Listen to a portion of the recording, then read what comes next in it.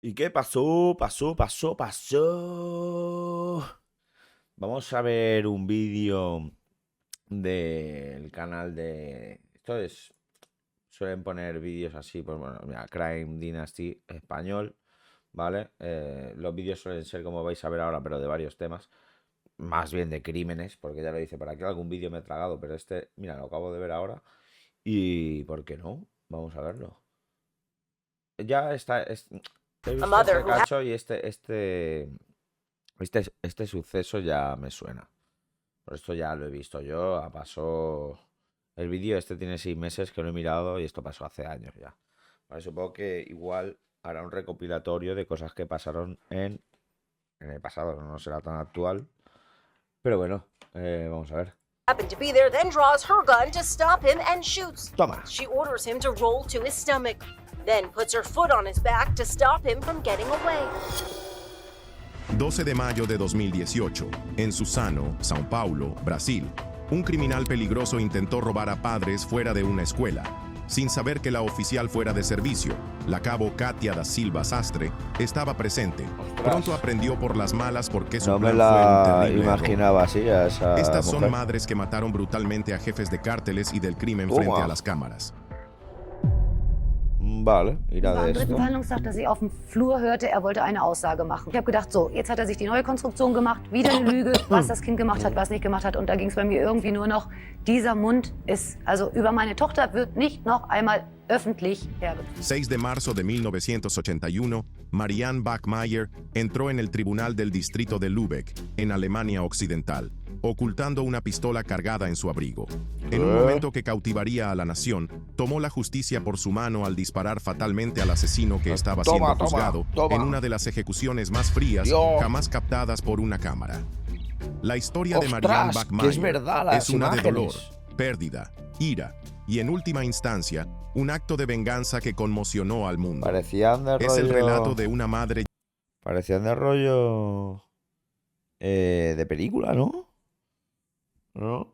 Si lo han captado las cámaras, según él. llevada al límite, consumida por el dolor y obligada a tomar la justicia en sus propias manos. Ostras, Para pero no le ha comprender pegado un tiro, verdaderamente sus acciones, debemos recorrer su historia paso a paso, tal como se desarrollaron los acontecimientos. A finales de la década de 1970, la vida de Marianne Bachmeier no era diferente a la de muchas otras mujeres que vivían en Lübeck, Alemania Occidental. Como madre soltera, trabajaba duro para mantener a su hija de 7 años, Ana. A pesar de los desafíos de criar a una niña sola, Marianne estaba decidida a darle a Ana una infancia feliz y segura. El 5 de mayo de 1980, la tragedia golpeó cuando Ana y Marianne tuvieron una discusión, una pequeña y sin importancia, como las que todo padre tiene con su hijo. Molesta, Ana decidió faltar a la escuela sin que Marianne lo supiera. Fue una decisión que cambiaría sus vidas para siempre. Mientras Ana deambulaba por las calles de Lübeck, fue abordada por un hombre llamado Klaus Grabowski. Grabowski, de 35 años, era un pedófilo conocido con un pasado oscuro y Ostras. aterrador. Había estado previamente en prisión por abusar sexualmente de niñas. A pesar de esto, había sido liberado y vivía en libertad condicional. Grabowski atrajo a Ana a su casa con promesas de regalos y atención. Lo que ocurrió en esa casa fue la peor pesadilla de cualquier padre. Grabowski aprovechó la oportunidad para retener a Ana en su casa, donde la agredió sexualmente. Luego la estranguló con un par de medias de su prometida, matando a Ana.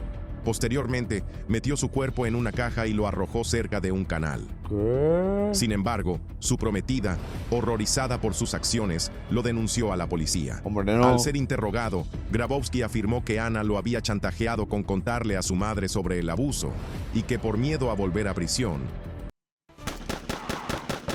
Ojo.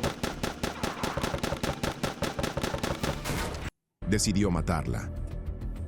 El dolor de Marianne por perder a su hija de una forma tan brutal fue insoportable, pero su duelo se transformó en un ardiente deseo de justicia al conocer más sobre el pasado de Grabowski. No solo había dañado a otras niñas anteriormente, sino que también se había sometido a una castración química para evitar futuras ofensas.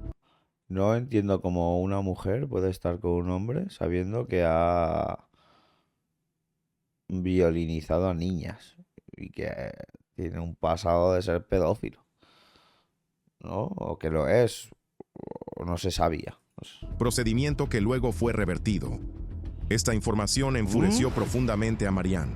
¿Cómo podía alguien como Grabowski andar libremente? Claro. ¿Cómo podía el sistema judicial haber Hostia, fallado que revertó el castramiento, la castración química. de Joder. forma tan absoluta? Estas preguntas la atormentaban. El 3 de marzo de 1981 comenzó el juicio contra Klaus Grabowski. Grabowski no mostró ningún remordimiento por sus actos y su defensa no hizo más que profundizar la desesperación de Marianne. Afirmó que había matado a Ana porque temía perder a su prometida, quien supuestamente le había amenazado con dejarlo si dañaba a otro niño. En el tercer día del juicio, Marianne llegó a su punto de quiebre. Consumida por el dolor y la ira, introdujo una pistola Beretta 70 en la sala del tribunal. Se paró en la galería, observando cómo el hombre que le había arrebatado todo no mostraba ningún arrepentimiento. Y entonces, en un momento de tiene rabia que ser de cruda una e peli o algo, ¿no? incontenible, sacó el arma y disparó 7 veces a Klaus Grabowski. 6 de Poco le has disparado, le tendrías que haber disparado más, como que 7 veces. Por las balas que te cabían en el cargador lo tenía, porque si te caben 20, métele las 20. las balas lo alcanzaron. No vaya a matándolo al ser instante. que sobreviva. La sala del tribunal estalló en caos. Jueces, abogados y espectadores corrieron a ponerse a salvo, y Marianne fue reducida de inmediato y arrestada. Pero en ese momento sintió una sombría sensación de satisfacción. Hasta Había luego. hecho lo que creía que el sistema judicial no podía. Había asegurado que Klaus Grabowski no volviera a dañar a otro niño nunca más. Las acciones de Marianne provocaron un frenesí mediático y un debate a nivel nacional. Algunos la consideraron una madre en duelo que se había enfrentado a un sistema roto. Otros la condenaron, argumentando A ver, yo tengo que decir algo. Es normal que le haya pegado 7 tiros. Es que es lo más normal del mundo. Yo también lo haría si tocas a un hijo mío. Pero sin dudar, no llegas al juicio. ¿Qué juicio? Ya te pueden tener preso, porque como no estés preso y te dejen en algún momento libre, ahí ya la has cagado, ¿sabes? ¿Estoy a favor de que a personas se les dé una oportunidad? Sí. ¿Estoy a favor de que a un pedófilo se le dé una oportunidad? No. Ni a un violador tampoco.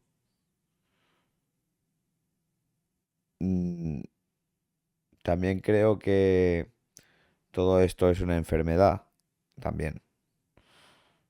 ¿Que puede ser curada? No lo sé. Pues eso tiene que ser una enfermedad. Es una enfermedad, punto. O sea, estás enfermo, no tiene más. Tu cabeza no anda bien, no cavila bien y ya está. Pues la enfermedad que es porque tu cuerpo no cavila bien. Entonces, que pongan centros para estas personas, ¿no? Donde se puedan rehabilitar, pero no los deje salir.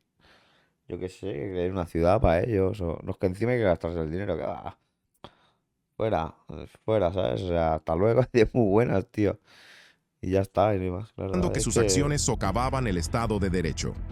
El proceso legal contra Marianne se convirtió tanto en un juicio a sus actos como en un examen de una sociedad que había permitido que ocurriera semejante tragedia. El 2 de marzo de 1983, Marianne fue juzgada por asesinato. Su defensa argumentó que sus acciones fueron el resultado de una ruptura emocional temporal provocada por el inmenso dolor y trauma que Yo esto lo veo más como que la justicia dice, no, es que no nos has dejado actuar y que este hombre tenga su defensa y que decidamos nosotros. Has decidido tú por tu cuenta. ¿En qué situación estás cuando te matan a una hija? Dímelo tú. El juez seguramente que juzgó a esta persona, si le matan a un hijo, sería peor todavía. había soportado. Al final, el tribunal la declaró culpable de homicidio involuntario y tenencia ilegal de un arma de fuego y la sentenció a 6 años de prisión. Sin embargo, Yo la sentenciaría por el arma de fuego y le dejaría libre. Diría, vete a tu casa. Ya, como mucho, yo qué sé, hará servicios a la comunidad o lo que sea y fuera y se acabó. Has hecho bien, es que yo la cojo por la puerta de atrás y le digo, ole, tu chucho. solo cumplió 3 años antes de ser liberada. En los Bueno, años estuvo poco. posteriores a su liberación, Marianne luchó por reconstruir su vida. Su popularidad se convirtió en un problema porque la prensa siempre intentaba hablar con ella. Abandonó Lübeck, buscando vivir en una sociedad donde no fuera reconocida y tuviera una oportunidad de sanar. Más tarde se mudó a Nigeria con su segundo esposo, pero las sombras de su pasado la siguieron donde quiera que fuera. En 1996, a Marianne le diagnosticaron cáncer. Falleció ese mismo año a los 46 años, dejando un legado. Fue enterrada junto a su hija, Anna, y hasta el último día, Marianne nunca se arrepintió de haberle disparado a Grabowski. Claro que no. Si ahora mismo te estás planteando la posibilidad de emprender en Amazon FBA y quieres tener todas las garantías de éxito, Mañana. 12 de mayo de 2018, justo afuera de una escuela en Suzano, São Paulo, Brasil, un criminal notorio intentó robar a los padres que estaban allí con sus hijos. Este es el... Lo que no sabía era que una policía fuera de servicio, la cabo Katia da Silva Sastre, estaba allí y le haría arrepentirse de su acción. La cabo Katia da Silva era una oficial de la policía militar de 42 años, No me la con imaginaba 2 así décadas de de broma, servicio. Katia estaba fuera de servicio ese día fatídico, asistiendo a un evento por el Día de la Madre en la escuela de su hija, el Colegio Ferreira Master. Todo iba bien y los niños se divertían con sus padres. Nadie podría haber anticipado lo que estaba por suceder. Mientras avanzaba el evento, Elivelton Neves Moreira, un ladrón armado de 21 años, se acercó a la reunión con malas intenciones. Ya ves, 21 Blandía un añitos, revólver ¿sabes? calibre .38 Vaya que tela. apuntó para robar a las familias presentes, generando miedo y pánico entre los asistentes. En ese momento crítico, Que te el olvidas a la instinto y niña. entrenamiento de Katia la impulsó. Esta de aquí atrás se olvidaba la niña, se olvidaba la niña. Pero, niña, ¿dónde vas? No vayas para ir, ven para acá. Empezaron a actuar. Sin dudarlo, sacó su arma Ya reglamentaria ves. y enfrentó la amenaza de frente. Catapam, Las cámaras de catapam. seguridad captaron el tenso enfrentamiento mientras Katia disparaba 3 tiros precisos, alcanzando a Moreira en el pecho y la pierna, neutralizando efectivamente el peligro. Luego, rápidamente tomó su arma y lo inmovilizó antes de llamar a refuerzos. Mientras hacía esto, se podía ver que Katia permanecía alerta, mirando a su alrededor para asegurarse de que no hubiera otra amenaza por parte de cómplices de Moreira. She orders him to roll to his stomach, then puts her foot on his back to stop him from getting away. Moreira fue trasladado a un hospital local, donde falleció a causa de sus heridas. Si la Las peleado en acciones todo el decisivas pecho. de Katia recibieron una atención significativa, tanto del público como de los medios. El gobernador de Sao Paulo en ese momento, Márcio França, elogió públicamente su valentía. Igual que ahora, ¿eh? Tú ahora... Viene alguno por ahí a una escuela a robar a alguien y si hay un policía y se lo carga encima estando fuera de servicio, indemnizan a la familia, el policía pierde su cargo y se va preso. 100%. Ahora, si el otro hubiese matado, a los 3 días estaría en la calle a espera de juicio. Esto es una realidad en España. Y lo que habría que hacer es esto. Has evitado un robo, una persona va con un arma de fuego que se puede disparar y matar a un niño o a una persona, pues le pego 3 tiros y si me lo cargo, pues mala suerte. Yo no soy el que está sacando una pistola para robar, eres tú. Por lo tanto, yo me tengo que defender. Yo no voy a hacer nada malo con la pistola, tú sí. Te pego 2 tiros. Claro, es que eso es lo lógico, ¿sabes? El que no entienda esa lógica, pues, no sé, tiene un problema. Afirmando que había demostrado destreza, técnica y coraje. En una ceremonia en reconocimiento a su heroísmo, le entregó un ramo de orquídeas, simbolizando gratitud y respeto. Este incidente abrió un nuevo capítulo en la vida de la cabo Katia da Silva Sastre. Usó su fama recién adquirida para incursionar en la política y le resultó favorable. En las elecciones siguientes, se postuló como diputada federal por Sao Paulo ¡Toma! y fue elegida con más de 264,000 votos, representando al Partido Liberal. Su campaña aprovechó su nuevo reconocimiento, enfatizando su dedicación a la seguridad pública y su disposición para actuar con decisión en situaciones críticas. El mandato de Katia como diputada se caracterizó por su defensa de reformas en seguridad y su apoyo al personal de las fuerzas del orden. Sin embargo, su trayectoria política enfrentó desafíos. En las elecciones de 2022, buscó la reelección pero no tuvo éxito, obteniendo 60.330 votos, lo cual no fue suficiente para asegurar un escaño en la legislatura federal. Más allá de sus actividades políticas, la vida personal de Katia refleja su dedicación a su familia y a su profesión. Es madre de 2 hijas y ha sido una miembro firme de la policía militar, demostrando resiliencia y compromiso tanto en lo personal como en lo profesional. Sus acciones en aquel día de 2018 siguen siendo un punto de referencia en las discusiones sobre seguridad pública y el rol de las fuerzas del orden en Brasil. El 7 de noviembre de 2022, un seguimos. narcotraficante brasileño llamado Ricardo Marodin fue Ricardo asesinado ante Marodin, las tío, cámaras vaya durante tela. el cumpleaños de su hijo.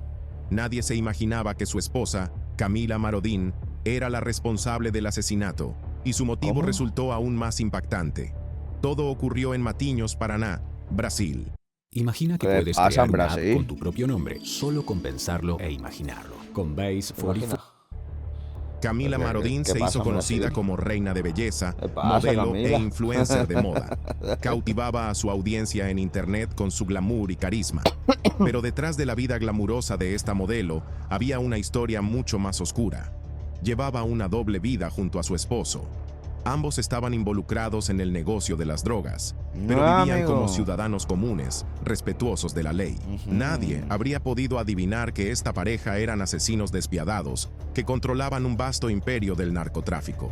¡Ostras! El 7 de noviembre de 2022, durante el cumpleaños número 4 de su hijo, la verdad sobre esta familia comenzó a salir a la luz cuando Ricardo Marodin fue asesinado a sangre fría justo en medio de la fiesta. ¡No! Unos hombres armados irrumpieron en la fiesta y abrieron fuego contra Ricardo, ¿De película? quien posaba para una foto junto a su esposa e hijo. ¡Dios! La ejecución fue precisa, ya que el tirador se aseguró de disparar solo a Ricardo y luego abandonaron el lugar casi de inmediato.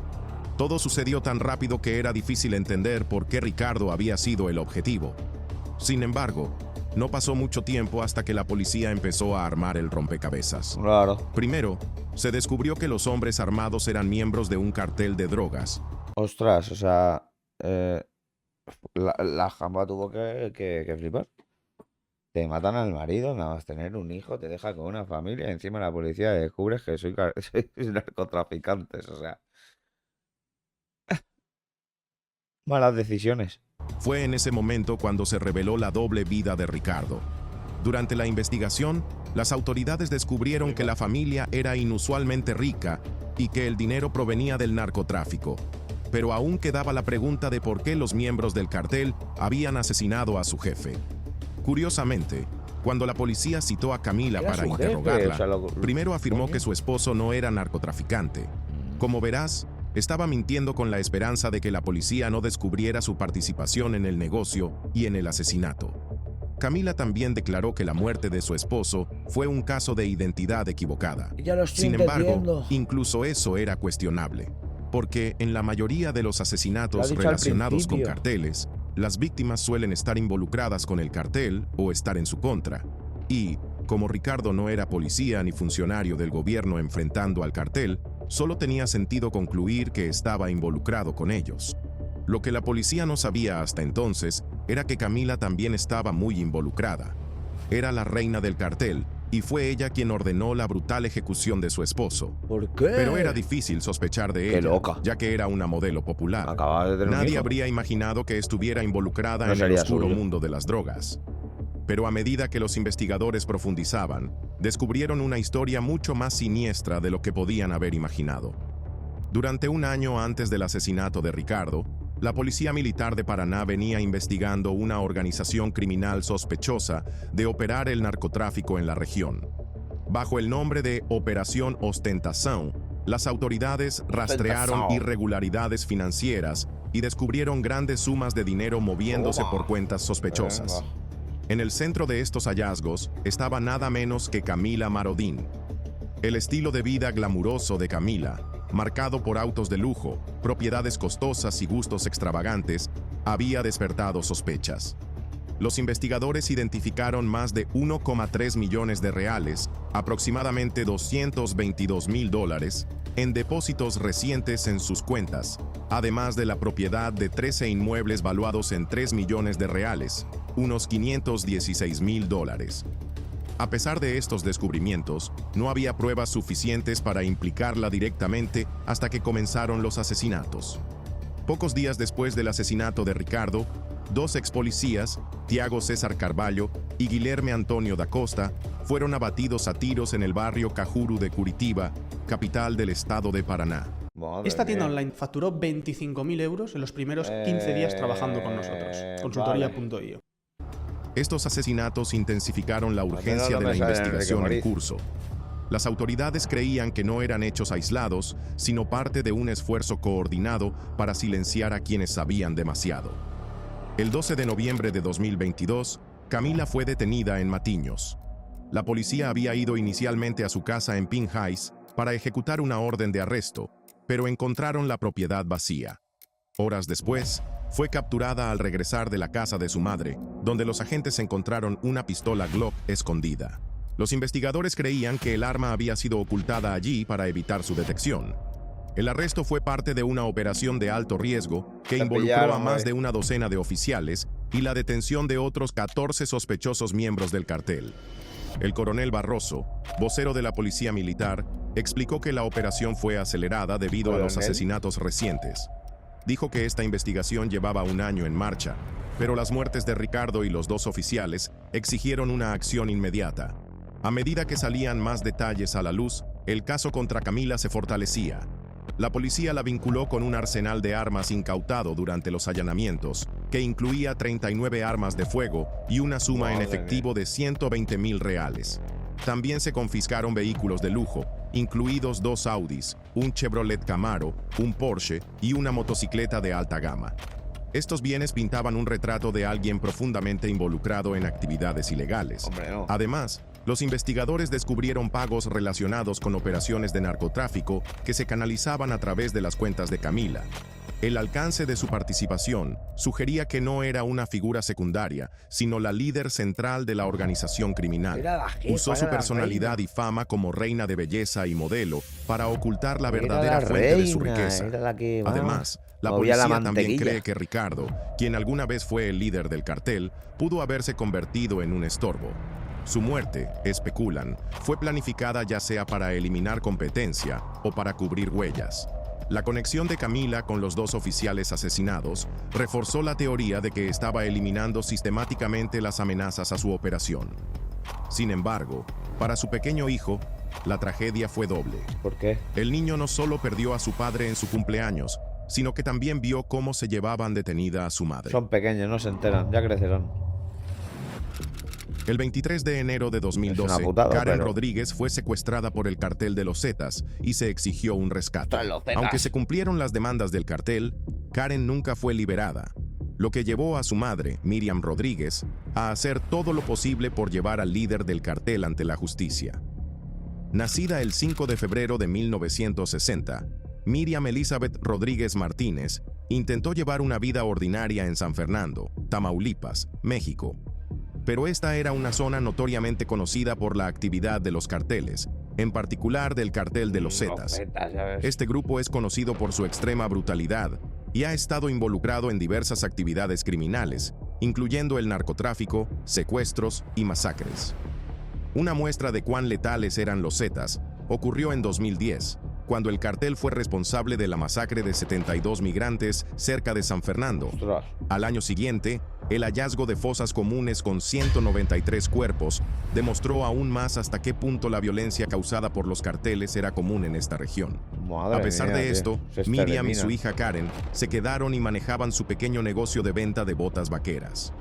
El 23 de enero de 2012, mientras conducía por una zona rural, Esto no hace Karen tanto, ¿eh? Rodríguez fue emboscada, sacada a la fuerza de su vehículo y llevada a la casa de la familia Rodríguez por sus secuestradores. El cartel de los Zetas exigió un cuantioso rescate de $1 millón, equivalente a $77,000, a cambio de la liberación de Karen, pero no estaban siendo honestos sobre sus intenciones. Desesperados por salvar a su hija, Miriam y su esposo sacaron un préstamo de rescate del banco.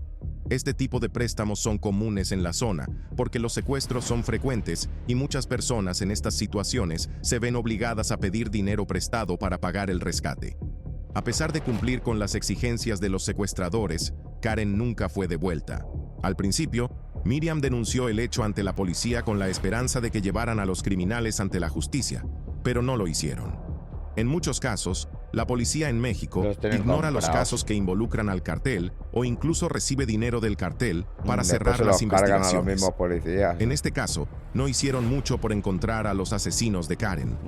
Esto enfureció a Miriam y la impulsó a Me voy a meter yo ahí en medio siendo policía para que después vengan a mi casa. Déjate, buscar justicia por su cuenta. Aunque pagó el rescate que exigían los captores, Miriam no recibió información sobre el paradero de su hija y el cartel dejó de comunicarse. En ese momento, Miriam sospechó que algo andaba mal, pero necesitaba estar segura, y la policía tampoco daba respuestas. Como resultado, Miriam decidió que no permitiría que los asesinos se salieran con la suya. Los iba a llevar ante la justicia, sin importar lo que costara. En 30 días puedes ganar 3.000 euros sin invertir tu Qué propio pesado. capital y sin pasar horas y horas delante de un ordenador. No lo puedo ni quitar.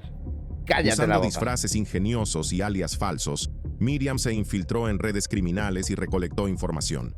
Su determinación dio frutos cuando rastreó los restos de su hija en una fosa común sin marcar. ¿Cómo? Esta fue una desgarradora confirmación de sus peores temores. Para la mayoría de las familias, una experiencia así marcaría el fin de toda esperanza. Pero Miriam Rodríguez no era una mujer común. Con los captores de su hija aún prófugos, juró que los encontraría, uno por uno. La determinación de Miriam no se detuvo ahí. Continuó luchando por otras familias con seres queridos desaparecidos, fundando el Colectivo de Desaparecidos. Esta organización estaba compuesta por 600 familias que buscaban a sus familiares desaparecidos. La investigación de Miriam comenzó con la única pista que tenía: un miembro del cartel llamado Sama, quien se había reunido con ella para exigir un rescate adicional. Usando una combinación de intuición, valentía y trabajo de detective meticuloso, comenzó a reunir información. Sus esfuerzos la llevaron hasta la novia de Sama, a quien identificó a través de redes sociales. Miriam siguió sus movimientos con audacia, incluso disfrazándose para reunir más pruebas. A pesar de sus hallazgos, las autoridades locales se mostraban reacias a actuar, alegando la alta tasa de criminalidad de la ciudad y la falta de recursos. Esto no desanimó a Miriam.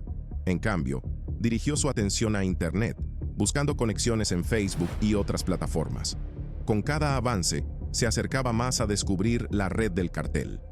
En 2014, 2 años después de la desaparición de Karen Rodríguez, la investigación de Miriam la llevó a un descubrimiento inquietante cuando se enteró de un rancho a las afueras de San Fernando, donde se habían encontrado fosas comunes.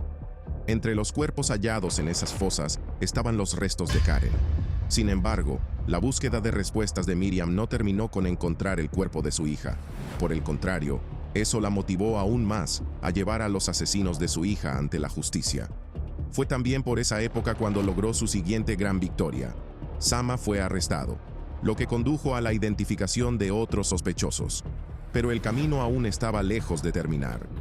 Durante los siguientes 3 años, Miriam persiguió a 10 miembros del cartel involucrados en el secuestro de su hija.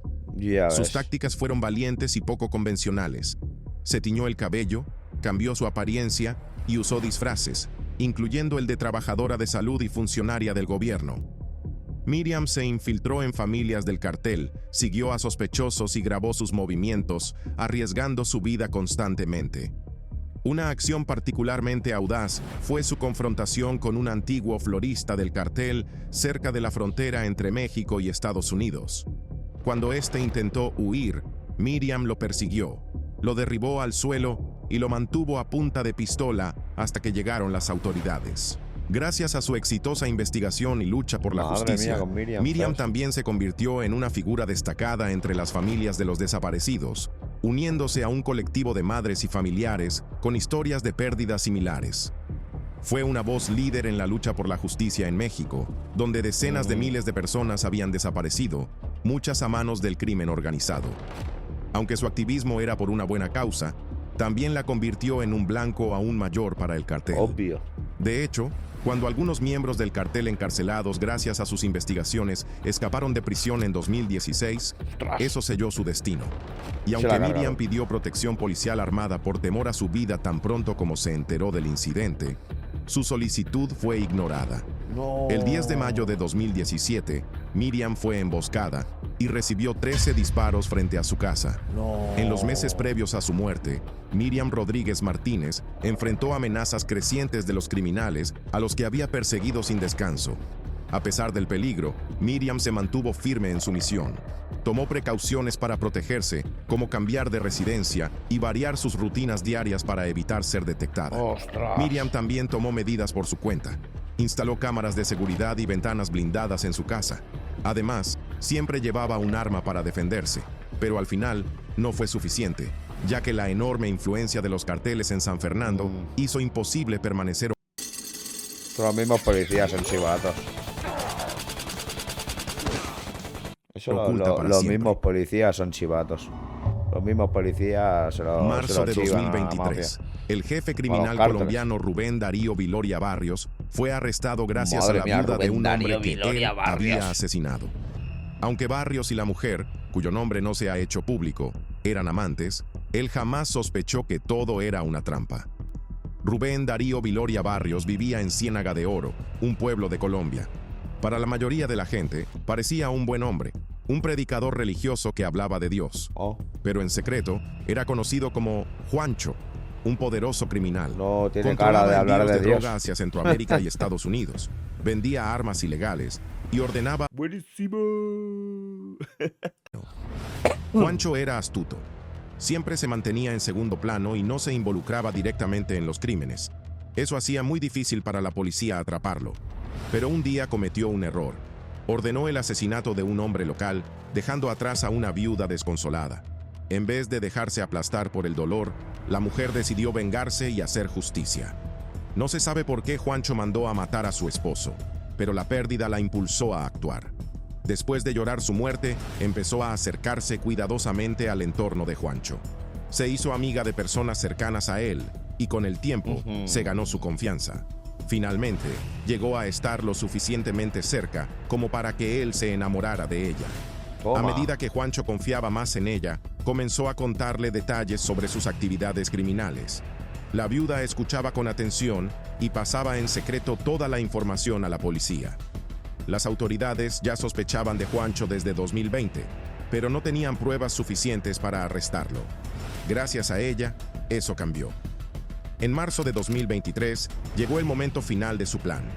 Juancho organizó una reunión con otros criminales en Montería, una ciudad colombiana. La viuda alertó a la policía, que lanzó la Operación Corona para capturarlo. Cuando llegó el momento, las autoridades intervinieron y arrestaron a Juancho, poniendo fin a su reinado de terror. Se te acabó, Juancho enfrenta ahora cargos graves, incluidos narcotráfico, contrabando de armas y homicidios por encargo. Se espera que pase décadas en prisión. Para la viuda, esto marcó el fin de un largo camino en busca de justicia. No solo vengó la muerte de su esposo, sino que también ayudó a desmantelar un imperio criminal. Su valentía ha sido elogiada por la policía y por el público como un acto heroico. Obviamente es un acto heroico.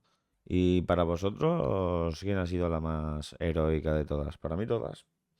Unas más que otras, pero... Ostras. Cuidado, Cuidado que una mujer enfurecida da bastante miedo.